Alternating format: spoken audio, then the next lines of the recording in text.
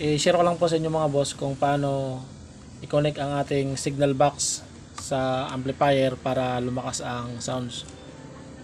Gagamit tayo ng RCA jack. Ito. 3-in-1 RCA jack para sa audio at video. Dalawang klase ang ating RCA jack dahil magkaiba ang jack nitong signal. Itong dalawa, magkaiba sila ng jack.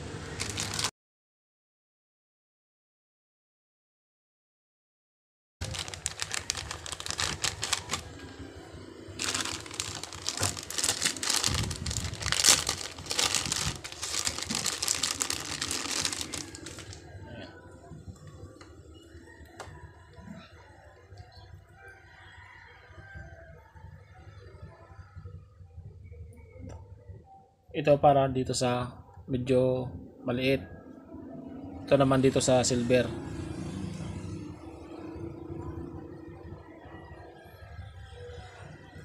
Itong dilaw para ito sa video.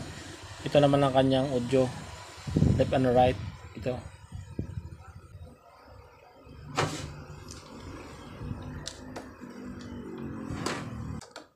Talagay lang natin dito sa AB.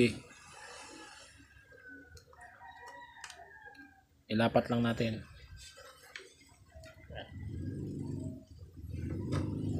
Ito ang i-connect natin sa amplifier. Dalawa.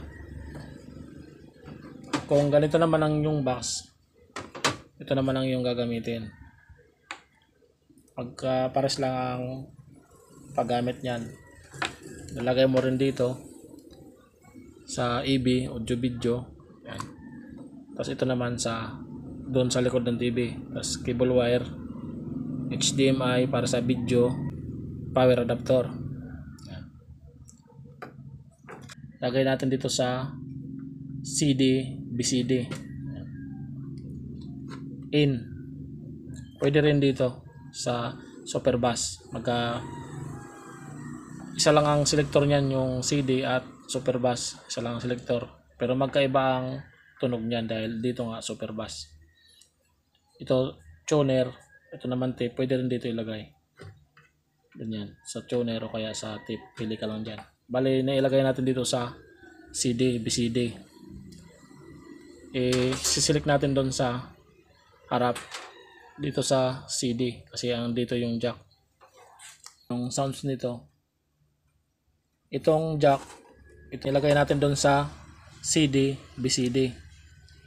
I-select naman natin dito sa CD, BCD para magkaroon ng sounds ang ating signal box. Yan.